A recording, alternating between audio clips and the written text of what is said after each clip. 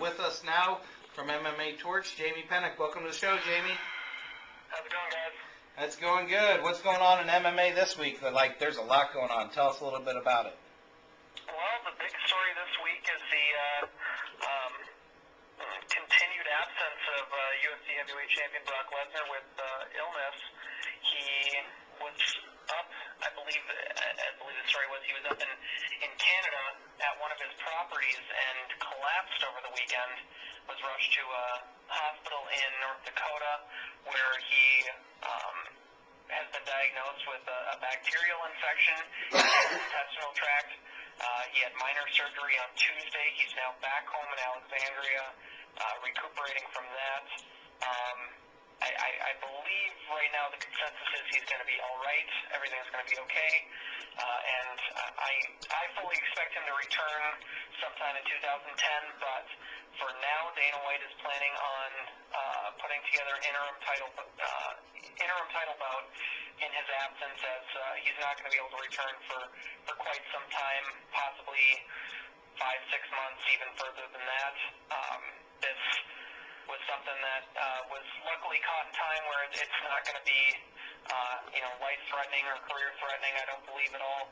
But it's definitely something that was very serious and something that Lesnar's going to have to recover from for quite some time before he gets back to gets his full strength back. Let's talk about that interim title match. Do we know who's going to be in that match? And I mean, it seems likely that at least Shane Carwin should be half that match. I'm expecting it to be Shane Carwin against Cain Velasquez, probably at UFC 109 in Vegas. Either that or pushing it out to whatever they set up for their March event.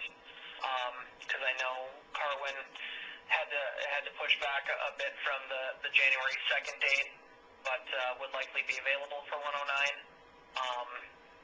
But they might push that out even further because they're going to have Anderson Silva fight Vitor Belfort in Vegas on February 6th at UFC 109.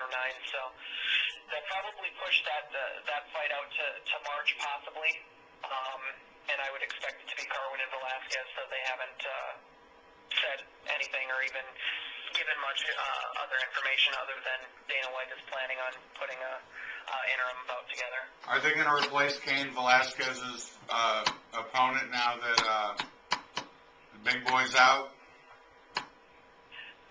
Well, that's why I think it's going to be him against Shane Carwin, because Antonio Nogueira also had to pull out of his fight with Cain Velasquez in January because Nogueira came up with staph infection again, like he had last year before fighting Frank Mir, except this one was a severe case and he had to be on IV antibiotics, and the heavyweight division's just taken a toll, and really the UFC has just had a constant string of bad luck here for the end of the year and beginning of next year. But they've got to hope that it's going to set them up really strong for the spring and summer. What about Junior Dos Santos in that mix-up? Well, he's got Gabriel Gonzaga in January. And okay, so that match is already made. Going to be a definite step up the ladder for either of them. If Dos Santos beats Gonzaga, who has only lost to Carwin, Couture, and then Fabricio Verdum in the UFC, that would be another big step on his way towards an eventual title shot. And if Gonzaga can beat a guy like Junior Dos Santos, that gets him back in the mix after getting dropped by Shane Carwin back in March. Dos Santos better learn to put his hands up. That's the only problem with that fight for him. I don't know if you could hear that. He didn't. Jay, he was just saying that one of our guests here was saying that Dan was saying Dos Santos better learn to keep his hands up. Yeah, he's going to need to, or he's going to get clipped by that high kick that knocked out Crow Cop, because he definitely leaves himself open for some shots. The thing is, he can also get in there really quick himself, so it'll be definitely interesting to see what happens in that fight. That one could be really good. I really think it could be. I think it's going to be a chance for Gonzaga to come out better than he did in his fight against Chris Tucksher, where the low blow definitely led to that finish. And he did not look good against, not look really good against Shane Carwin. Even though he did drop him early on, he also got knocked out with a flat-footed shot. I think that was more on Shane Carwin than it was Gabe Gonzaga, but yeah, I mean, Carwin hits you with a lunchbox. I think that those Santos fight is going to be a good one for both of them. Absolutely. Before we talk about the UFC coming up this weekend, what do you think about Strikeforce this coming up? Is that this Friday? Yeah, we've got our local guy T Wood fighting. Two local guys, yeah. Yeah, if you would, break down the T Wood fight for us, Tyrone Woodley.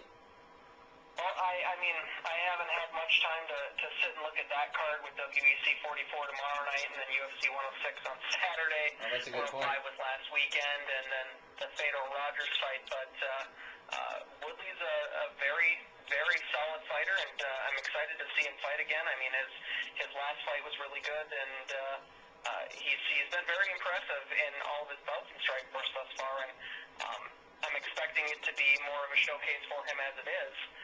Obviously, any fight's going to be a tough fight, but he's getting tossed into the headlining spot on this Challengers card for a reason, because they see things in him and think he's going to put on another exciting performance, and that's what I fully expect from that. But haven't had a whole lot of time to sit and dive into that event with everything else surrounding this week. Understandable. Good.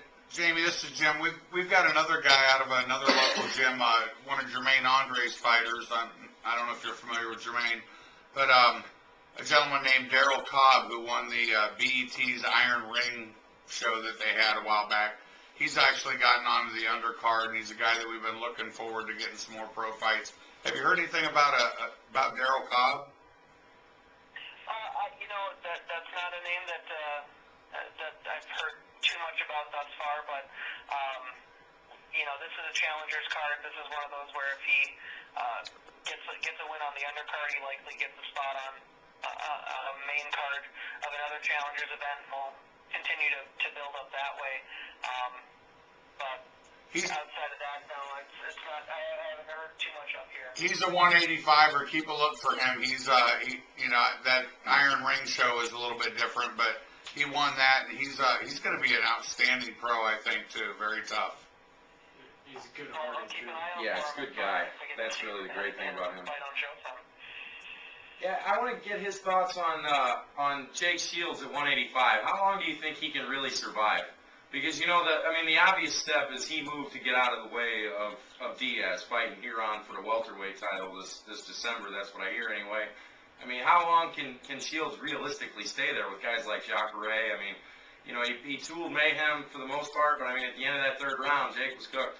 You know, I mean, 5 extra seconds in that, he goes to sleep. Jake's not going to be able to last at 185 too much longer. I mean, once they find, if Strikeforce gets in some really, really good middleweights at all, or, I mean, if Shields was anywhere near the UFC's middleweight division right now, he would be fighting at that weight, because the thing is, Jake's bread and butter is his wrestling and his ground game.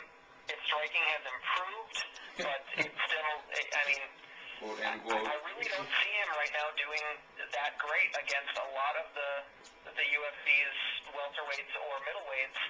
Just based on what I've seen in Shields' last 4 or 5 fights, I mean, he's a great fighter. He's done a lot of very good things in his career, and he's, you know, kind of held the top spot outside of the UFC at welterweight, and he's had a couple of impressive victories at middleweight, but against a lot of middleweights, he's just not going to be big enough to hold them down like he did against Miller in that 4th and 5th round, and he's just not going to be able to employ that game plan for a really long time in that division. There's just a whole lot of guys that cut down to 185 from a lot bigger than that, and eventually his luck's gonna run out with that game plan, and his striking is not going to be enough to stand up to what some of the guys can do, especially at that weight class. Well, and then the question is, how does Strikeforce handle that with 2 of their biggest moneymakers right now being Diaz and Shields? I mean, being in the same place. I mean, Diaz